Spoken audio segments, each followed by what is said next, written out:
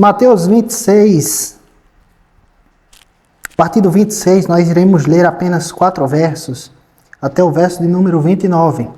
Vamos meditar um pouco hoje sobre a Páscoa e sobre a ceia do Senhor. É um tema muito amplo e muito longo, mas nós vamos meditar em algumas coisas a respeito desses temas. Diz assim o texto, Mateus 26, a partir do verso de número 26, diz assim: Enquanto comiam, tomou Jesus um pão e, abençoando, o partiu e o deu aos discípulos, dizendo: Tomai, comei, isto é o meu corpo. A seguir tomou um cálice e, tendo dado graças, o deu aos discípulos, dizendo: Bebei dele todos, porque isto é o meu sangue, o sangue da nova aliança, derramado em favor de muitos, para a remissão de pecados. E digo-vos que, desta hora em diante, não beberei deste fruto da videira, até o dia em que o hei de beber de novo convosco, no reino de meu Pai. Então, irmãos, nós estamos na semana que a tradição diz como a Semana Santa. Nós estamos na semana da Páscoa, né? A tradição diz que o Senhor ressuscitou hoje, mas o que a Bíblia nos revela a respeito da Páscoa é que, em primeiro lugar, a Páscoa ela foi instituída no seguinte contexto. Nós, quando abrimos a Bíblia em Êxodo capítulo 12, o contexto que rodeia Êxodo 12 é um contexto onde o povo de Israel estava escravizado no Egito pelo faraó e pelo Império Egípcio, que era muito poderoso, o mais poderoso da época. E até o Êxodo capítulo 12 havia já 9 pragas, onde quando acontecia uma praga, faraó libertava, né, os israelitas. E quando Moisés orava junto com Arão para que Deus tivesse misericórdia, faraó, quando a mão de Deus cessava em juízo, faraó de novo escravizava as pessoas. Isso aconteceu durante as 9 pragas. Porém, isso despertou de uma forma extremamente violenta a ira de Deus. E Deus chamou Arão e chamou Moisés em Êxodo 12, do verso 1 ao verso 4, e disse que ali, a partir daquele momento, iria ser instituído a Páscoa. Ou seja, a partir daquele momento, quando o anjo da morte fosse passar ali no Egito, as pessoas deveriam matar um cordeiro de 1 ano, sem nenhum defeito, e passasse nos umbrais das portas e das vergas também das portas, para que quando o anjo da morte passasse ali e olhasse e pudesse observar aquele sangue do cordeiro, não ali matasse todo o primogênito, tanto de filhos como de criação daquelas pessoas, ou seja, os animais. Então Deus, irado, pede que os israelitas matassem um sacrifício. Aquilo simbolizava, né, o apaziguamento de Deus, ou seja, um sacrifício no lugar das pessoas de Israel, para que a ira de Deus fosse apaziguada ou a ira de Deus fosse desviada. Esse foi o contexto ali da Páscoa, que simbolizava, a Páscoa significa nada mais do que passagem. Então, a passagem ali da escravidão do Egito, em que as pessoas viviam naquela ocasião. Então, de forma bem breve e bem simples, essa era a Páscoa que Deus tinha instituído, ou que Deus instituiu lá no Antigo Testamento. E Deus mandou com que as pessoas fizessem isso todos os anos. E isso ficou por mandamento, por ordem do próprio Deus. Então, irmãos, Jesus, um dia antes da sua morte, Jesus ali ainda era a Páscoa, um dia antes de morrer. Jesus, mais os seus discípulos, naquele momento, comendo do pão ali, e bebendo do vinho com os seus discípulos, enquanto Jesus comia, diz aqui o texto no verso 26, ele abençoou o pão e deu aos discípulos, dizendo: comei, isto é o meu corpo. Então aqui Jesus parte o pão e dá aos discípulos. É nesse momento, é nessa ocasião, antes da sua morte, um dia antes da sua morte, onde Jesus pega o pão da ceia, melhor dizendo, da Páscoa, e parte e dá ali aos seus discípulos. E Jesus diz que aquilo ali era o corpo dele. Então, irmãos, nesse momento, ao partir o pão, Jesus dá um novo significado. Eleva a Páscoa à ceia, ou transforma a Páscoa na ceia. E ele pega como um símbolo, partindo ali o pão, ele diz: este é o meu corpo. 1 Coríntios 11, a partir do verso 23, vai dizer que aqui, Paulo vai dizer: o que também recebi do Senhor é aquilo que eu vos ensinei, que na noite em que foi traído, pegou o pão e repartiu, ou partiu o pão e deu aos discípulos. Algumas pessoas acreditam que repartir ou partir não é a melhor expressão, porque João, no capítulo 19, a partir do verso 31 até o verso de número 36, João vai dizer que nem o osso de Jesus foi quebrado, né? Então, algumas pessoas não aceitam o fato de que Paulo falou aos coríntios, e Lucas também, no capítulo 22, diz que Jesus repartiu o pão ou partiu o pão, porque eles usam essa profecia de João. Mas o fato é que o corpo de Jesus foi partido quando os espinhos da coroa foram fixados em sua cabeça. Então aquilo era um tipo de partir o corpo de Jesus. Quando Jesus estava apanhando na quarentena, antes de ser crucificado, ali quando o chicote romano batia nas costas de Jesus, ele também estava com o seu corpo sendo partido. Quando Jesus estava pregado na cruz com os pregos em suas mãos e em seus pés, de alguma forma o seu corpo também estava sendo partido. Quando Jesus está ali morrendo em favor do seu povo, isso de alguma forma era ter o corpo partido.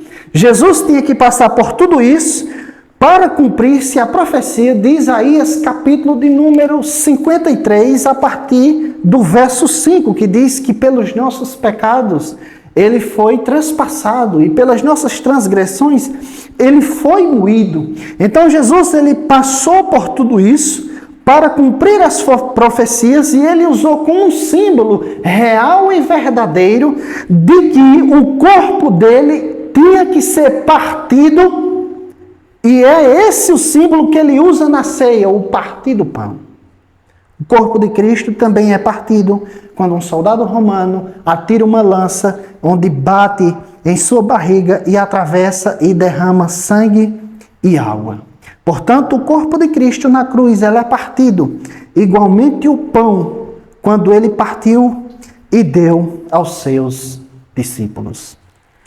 Então, logo em seguida, Jesus ele tomou um cálice e ele deu graças e deu aos discípulos, dizendo: bebei dele todos, porque isto é o meu sangue, o sangue da nova aliança, derramado em favor de muitos para a remissão dos pecados. Então, quando Deus instituiu a Páscoa, o sangue do Cordeiro era derramado para passar nos umbrais das portas, para passar nas vergas das portas. Quando foi em Deuteronômio, Deus disse que o sangue do Cordeiro deveria ser derramado no altar. Então Jesus, de forma profética, e antes de ter morrido, o profeta João, no capítulo 1 de João, o evangelista, no verso 29, olha para Jesus em ocasião do seu batismo e diz: eis o Cordeiro de Deus que tira o pecado do mundo. Então, quando Jesus diz que esse é o sangue da nova aliança, ali ele estava pegado no cálice de vinho. Alguns estudiosos dizem que ali já era a quarta rodada de vinho, né? De tomar vinho, por causa da tradição que se criou em redor da Páscoa e daquela ocasião. Jesus disse que aquele vinho simbolizava ou representava o seu sangue, que agora era o sangue da nova aliança.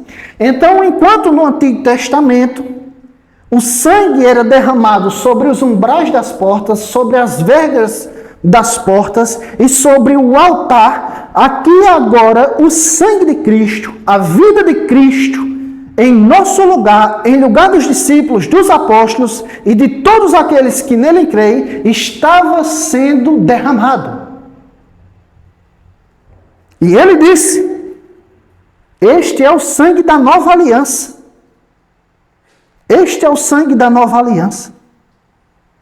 Então, meus irmãos, ele segue dizendo no verso 29, e digo-vos que desta hora em diante não bebereis deste fruto da videira, até aquele dia em que eu hei de beber convosco no reino de meu Pai. Então, irmãos, nós aprendemos 6 lições nesse texto. Nós aprendemos pelo menos 6 lições. E a primeira lição, irmãos, é que no Antigo Testamento, a Páscoa simbolizava a libertação geográfica. Assim, simbolizava a libertação de um povo, de uma nação, de uma cultura, de uma raça. Mas agora, a libertação, ela é espiritual, ela é da morte, ela é interior, ela é uma libertação mental, ela é uma libertação espiritual, ela é uma libertação completa e ela é uma libertação eterna. Enquanto que a libertação antiga era apenas geográfica, agora é uma libertação eterna. Essa é a libertação da morte para a vida. E é a primeira lição que nós aprendemos da ceia. A segunda, irmãos, lição que nós aprendemos diante da Páscoa e diante da ceia do Senhor é que no verso de número 28, no fim, ele vai dizer que o seu sangue é derramado para remissão de pecados. Nenhuma religião no mundo pode salvar ninguém. Nenhuma boa obra no mundo pode salvar ninguém. Nenhuma oração, nenhuma deixar de beber, deixar de fumar, deixar de adulterar, tentar praticar boas obras para convencer a Deus é suficiente. Nenhum ritual religioso, nenhuma cerimônia, nada que a mão humana pode fazer, pode salvar as pessoas. O que pode salvar as pessoas é o sangue de Cristo e a fé nele, que por meio do seu sangue, do seu corpo e de sua vida, há remissão de pecados. Simplesmente dessa forma, um pecador pode ser salvo. Veja que o texto é claro. Jesus disse: eu faço isso para remissão de pecados. Então não há outra maneira, não há outra forma, não há outro lugar, outra pessoa, outra saída a não ser o sangue de Jesus Cristo. Jesus diz em João capítulo 6, a partir do verso 29, e a obra de Deus é esta, que creiais em mim. O Novo Testamento inteiro vai dizer que a salvação é pela fé. Paulo diz isso no livro de Gálatas inteiro. Pedro diz isso no sermão de Pentecostes, na casa de Cornélio e por onde ele passava pregando. Não há outro meio, não há outro caminho, a não ser a fé em Jesus Cristo para nos salvar. Não é nosso desempenho, não é o quanto conseguimos fazer, ou aquilo que deixamos de fazer, mas é simplesmente pela fé, pela confiança e pela entrega no que Cristo fez na cruz para nos salvar. É só Ele. Dele, por Ele e para Ele, são todas as coisas. O próprio Cristo diz: eu sou o caminho, eu sou a verdade e eu sou a vida. Ninguém vem ao Pai se não for por mim. Não há outro lugar a não ser por meio de Cristo. Paulo, falando a Timóteo, ele diz no 1 Timóteo 2,5 que Jesus Cristo é o único mediador entre Deus e os homens. O único, não há outro. Não há outro. Por isso a nossa salvação, a nossa fé, a nossa esperança e expectativa está somente em Jesus Cristo de Nazaré. Às vezes, quando eu não consigo fazer tudo aquilo que eu deveria fazer, quando eu me deito na cama, eu imagino: Jesus Cristo é minha justiça. Jesus Cristo é a minha salvação. Jesus Cristo é a minha esperança. E foi nisso que eu criei. É isso o que eu prego. E é isso que eu vejo que está claro nas Escrituras. Em Cristo é tudo o que temos, o que somos, a nossa esperança e a nossa salvação. Em terceiro lugar, irmãos, a ceia é uma ordenança do Senhor Jesus Cristo. E que deve se repetir até que Jesus volte. Isso também está em 1 Coríntios, capítulo 11, onde Paulo diz: fazer isto em memória de mim até que eu volte.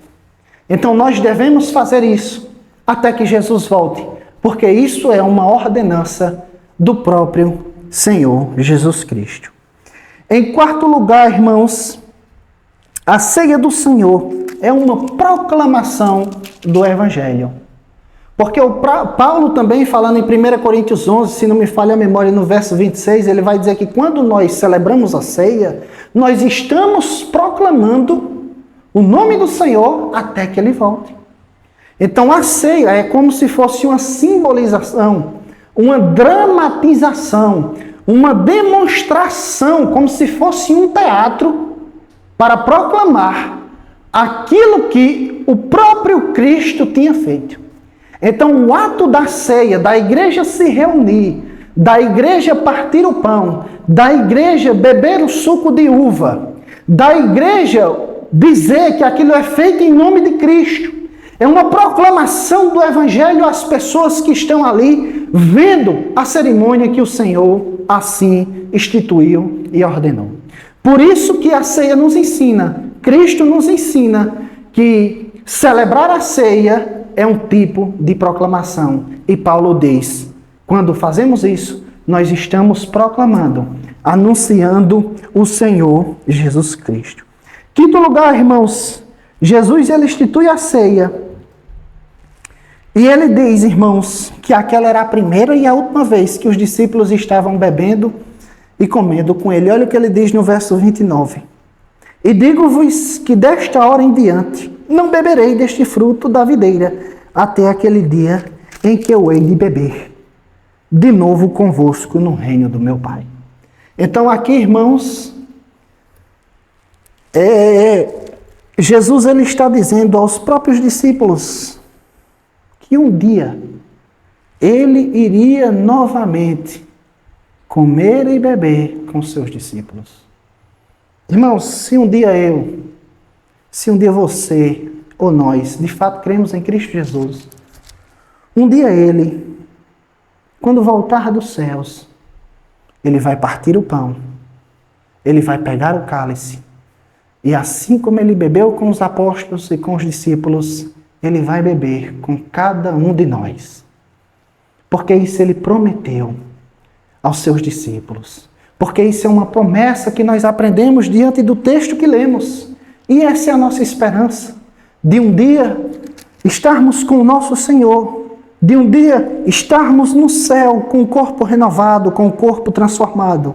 Vendo ali o próprio Cristo, celebrando a ceia nesse mundo que terá paz. Nesse mundo que terá justiça e igualdade. E nisso nós, irmãos, nos ancoramos e cremos. Um dia nós, por mais difícil que seja, nós estaremos com o próprio Cristo ceando na glória eterna. E isso ele prometeu e ele vai cumprir. Por último, irmãos, Outra lição que nós aprendemos aqui diante desse contexto é que o Evangelho, o cristianismo, ele não é uma religião natural. O cristianismo ele é uma religião espiritual, transcendente, porque as pessoas comemoram nascimentos, aniversários, vitórias, glórias, conquistas. Mas aqui, Jesus está mandando celebrar aquilo que do ponto de vista é uma tragédia. Veja que Jesus diz, enquanto comiam, tomou Jesus um pão, abençoando-o, partiu e deu aos seus discípulos, dizendo: comai, isto é o meu corpo. A seguir, tomou um cálice, dizendo graças, e tendo dado graças, deu aos discípulos, dizendo: bebei dele todos. Então Jesus ele dá graças por aquela ceia. Jesus dá graça pela sua morte. Você comemoraria a morte do seu Salvador? Quem comemoraria a morte do seu Senhor? Que religião é essa? Que lembra de uma coisa trágica, dolorosa, maldosa, ímpia. Mas é isso o cristianismo. É isso que Jesus fala. É quando nós nos reunimos da ceia, nós não lembramos do nascimento. Quando nós nos reunimos para cear, nós não lembramos de uma conquista de um rei terreno. Nós não lembramos de um acontecimento bom do ponto de vista humano, não. Nós lembramos e nós comemoramos a morte do nosso Salvador, porque assim Ele nos mandou. Por isso, a religião cristã não é uma religião natural, onde nós vamos convencer as pessoas por argumentos lógicos, de forma nenhuma. Eu queria saber qual era o líder de religião, eu não conheço uma ainda, que comemorasse uma coisa dessas. Mas o nosso Senhor, o nosso Salvador, deu graças e mandou com que nós lembrássemos alegremente desse momento. Porque foi através desse momento, desse ato e desse sacrifício que Jesus conquistou aqueles que nele haveriam de crer para a glória eterna. Que esse momento seja um momento de aprendizagem, um momento de renovação de esperança e um momento onde nós venhamos a edificar a nossa fé e propagá-la para a glória de Deus Pai Todo-Poderoso. Que Deus abençoe, em nome de Cristo Jesus. Vamos orar a Deus.